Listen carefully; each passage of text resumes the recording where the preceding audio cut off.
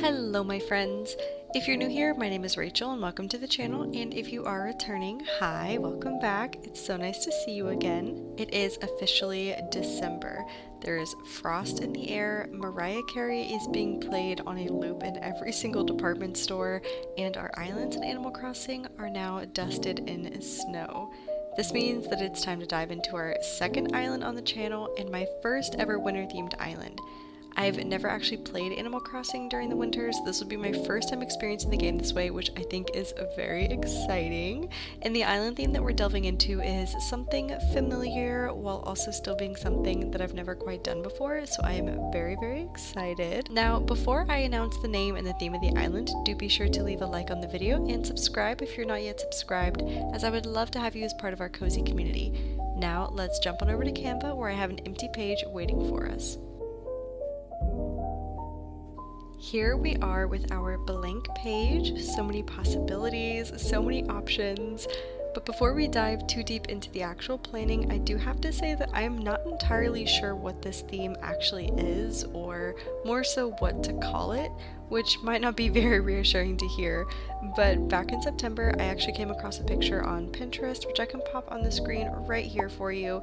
It was posted by Crossing Scurvy over on Reddit, and immediately I knew I wanted to create a winter island entirely inspired by this one image. I started envisioning an island that was based off of almost a dark medieval peasantry landscape, encased in gloomy cold forest, eerily empty snowfields, and this just somber melancholy feeling like an old dark Renaissance painting. Like, just imagine huddling up before a dying fire, listening to the blistering cold winter wind battering against the loose window of a lone cottage nestled along the edge of a darkening horizon. Very dramatic, very Tolstoy, very Nietzsche. I've been listening to a lot of classical playlists on YouTube that are always like, POV, you're a runaway princess in an abandoned castle, or POV, you're falling in love with the villain of a fantasy novel. And one that I listened to recently was called A Playlist for a Melancholic Winter, which I feel like is exactly what I want to evoke on this island, in a theme that I'm officially dubbing medieval-inspired melancholic wintercore, which is quite a mouthful, but I feel like it kind of perfectly encapsulates all the different little design facets that I hope to bring to life on this island.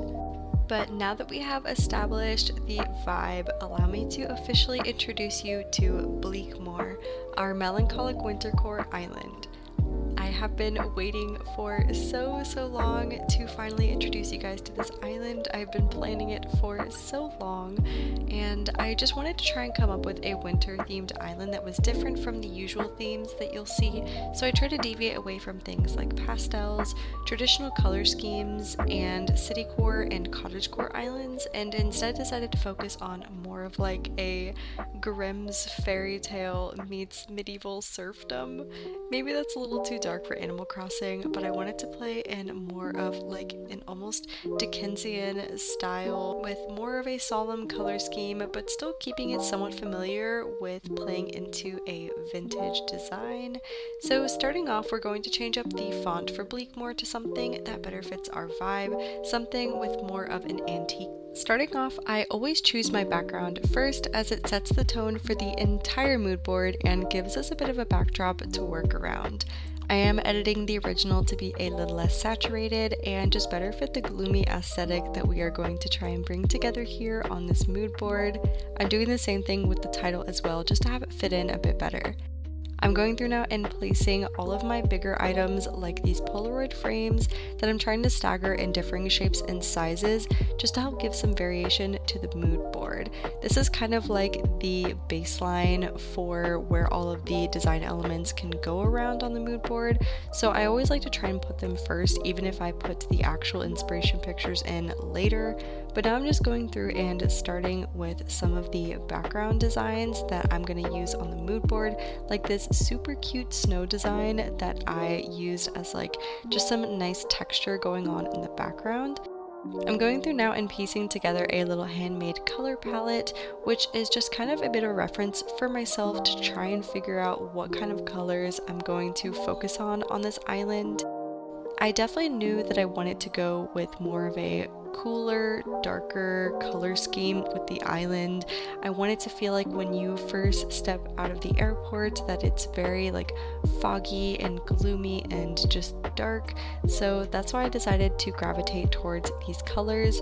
Whenever I'm trying to decide on my colors, I always try to make sure that I have a handful of neutrals and really only one bright accent color.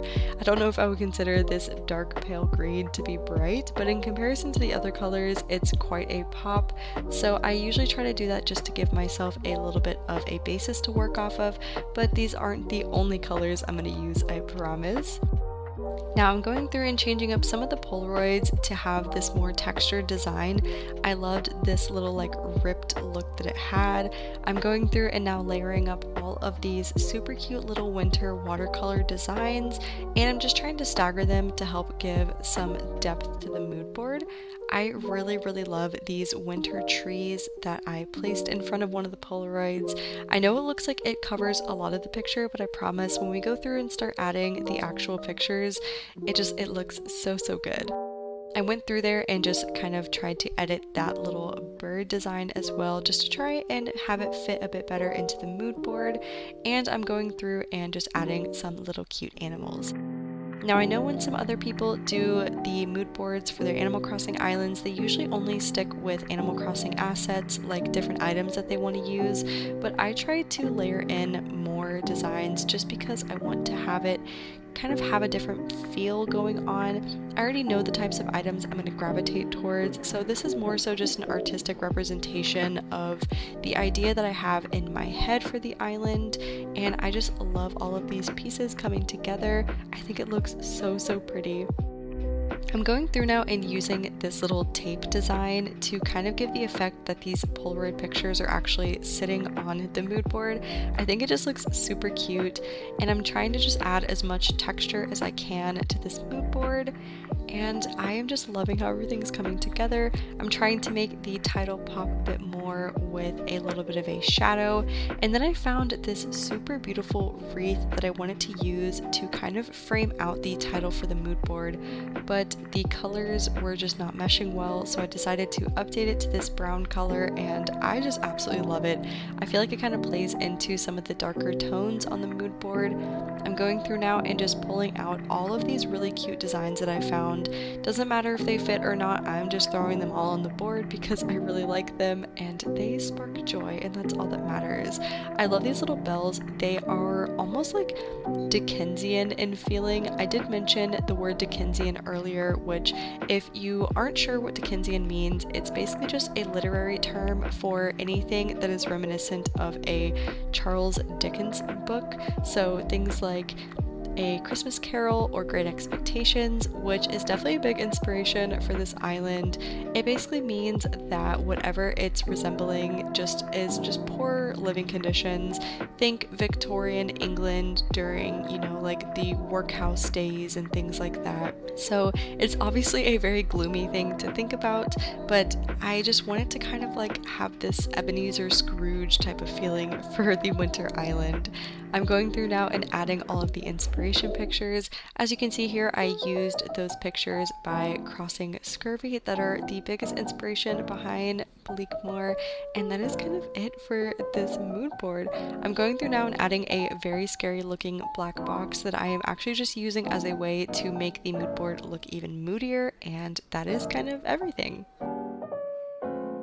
So now I can move on to picking our villager lineup. I have a fairly solid idea of the villagers that I want to have on the island, but regardless, I wanted to show you guys everyone that I was considering for ℍ𝕝𝕠. I was originally thinking of going in a dark navy blue route for my villagers and choosing ones like Eunice, Boris, and Pancho, but I decided against it and instead tried to choose a mixture of villagers that I thought just would look nice together and fit the vibe of the island. So let's start pulling in all of our options.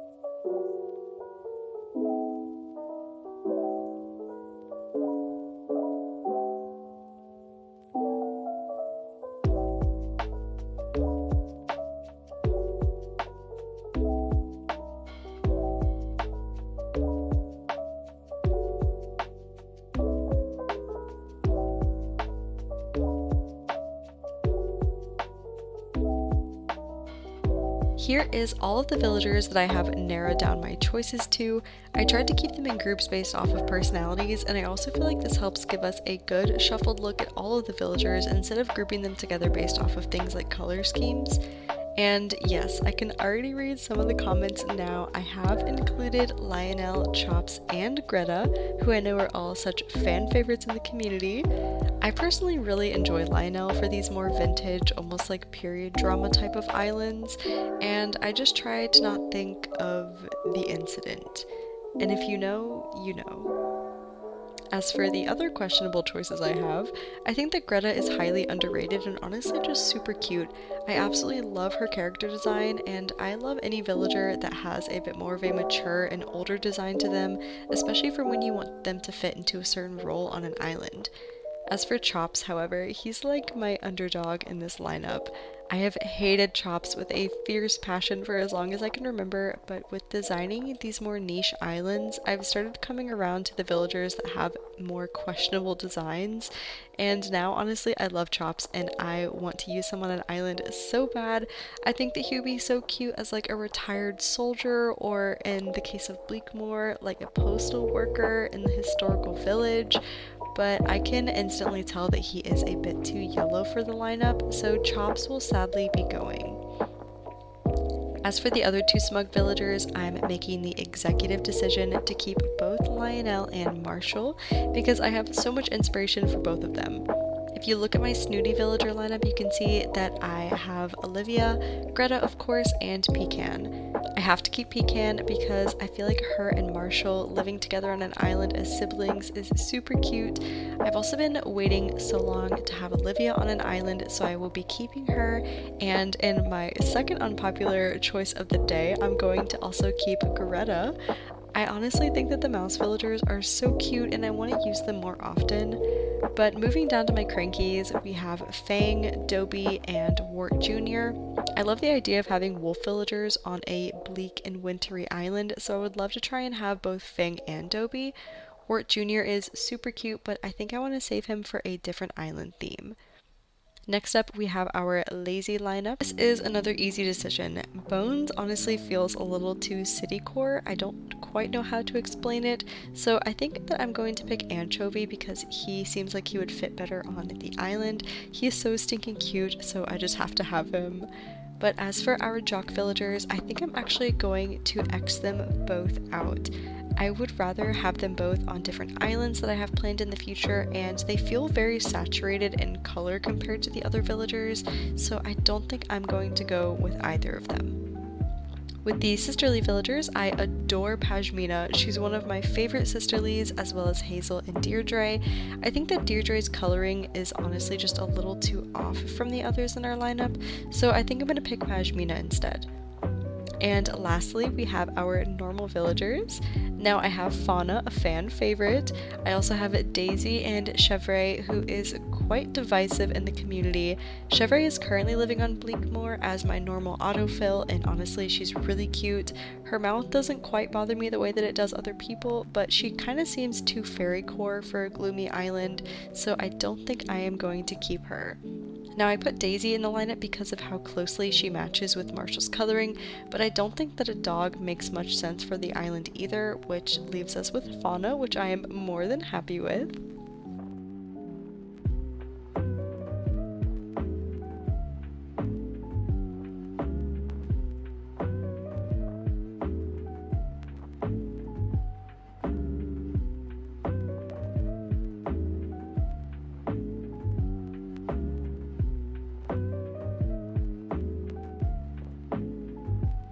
Okay, so now that we have figured out our official villager lineup for Bleakmore, let me just go through really quickly and try to edit the page to better match our main aesthetic going on in our mood board. And of course, do remember that changes may happen along the way to this lineup because I do hunt for my villagers naturally, so who knows who I'll actually end up finding, but I am already loving this lineup so much, and I have so many ideas for villager personalities and backstories. I do love hearing your thoughts as well though, so if you have anything in mind for villager relationships, professions, or even just businesses that they run and hobbies, I would love to hear them in the comments down below. Now if we scroll down just a little bit, I do have a small list started of some builds that I plan on trying to bring to life on the island. This list is not set in stone in any way, shape, or form because I have noticed in the past that this sort of planning stage for an island will always change once it comes to actually building in the game, especially considering how much space we end up getting on the actual island. These are more so just like inspiration blurbs that came to me as I was thinking through this island. So we have builds like a tree farmer or a lumberyard, maybe an abandoned church with a cemetery. I was thinking that one of the villagers could own an apothecary or maybe even be a witch and live in a witch's hut. I like the idea of having a cobbler and a dressmaker because that feels very much like small village. I really want to try my hand at a sunken waterfall build and do it in more of a winter style. I love the idea of having a village Christmas marketplace, almost like the Christmas villages and Christmas markets that you can find in Germany. I also really like the idea of implementing a post office, as well as a inn or a pub or a tavern. I was thinking that that could be something that my villager owns, which would make sense as to why my house would be so big. I also really like the idea of having a villager or a set of villagers being a concert pianist or a violinist. I was very inspired by older like Romanov, Russia, and Russia composers like Tchaikovsky for ideas like this. I like the idea of giving this island almost like an Anastasia or, like I said, like Russian Romanov feeling to the island. It feels very wintry, so I hope that that kind of makes sense. I don't know, I feel like I'm pulling so many different facets into this island, but I'm hoping that the vision is slowly coming together for you guys. You can also see that I've put down a carpenter's lodge and a hunter's camping ground, and these are just rough ideas that I have to work as more of a jumping off point for all of the spaces on the island that we could implement. I would also love to hear your thoughts on these types of builds and hear if you have any ideas of your own that could fit into our somber tundra island feeling. But with all of this established, that is pretty much everything for the mood board for Bleakmore. I hope that the vision of this island is coming together for you guys. I'm not sure if I was able to explain myself very well in this video because I have such a specific idea of this island in my mind, and I don't know if it will translate through the mood board or through my explanation, but of course I'm trying to think of just a dark, moody, gloomy, Russian, Dickensian type of island. I really don't know how to explain it, but I'm hoping that once we start building, you can get a feeling for what I'm trying to go for. Now, before we close out the video, I just want to say thank you so much for joining me on this little planning video. I know that it's different from our usual Sunday speed builds, but it was really fun to switch up our routine and start something fresh with you guys.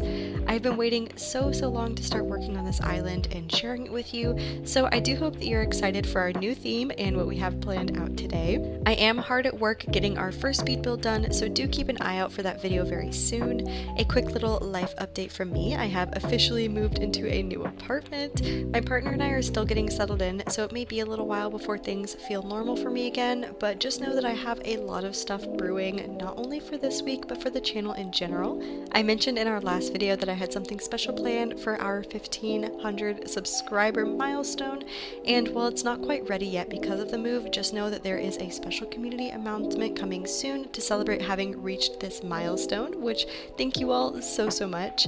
Do stay tuned this week for some very exciting extra videos, including Pottsfield's official tour, which will be coming out later this week, as well as a super fun winter Christmas themed collaboration that was organized by Tay Crossings here on YouTube. And once again, thank you all so much for watching, and I will see you again soon.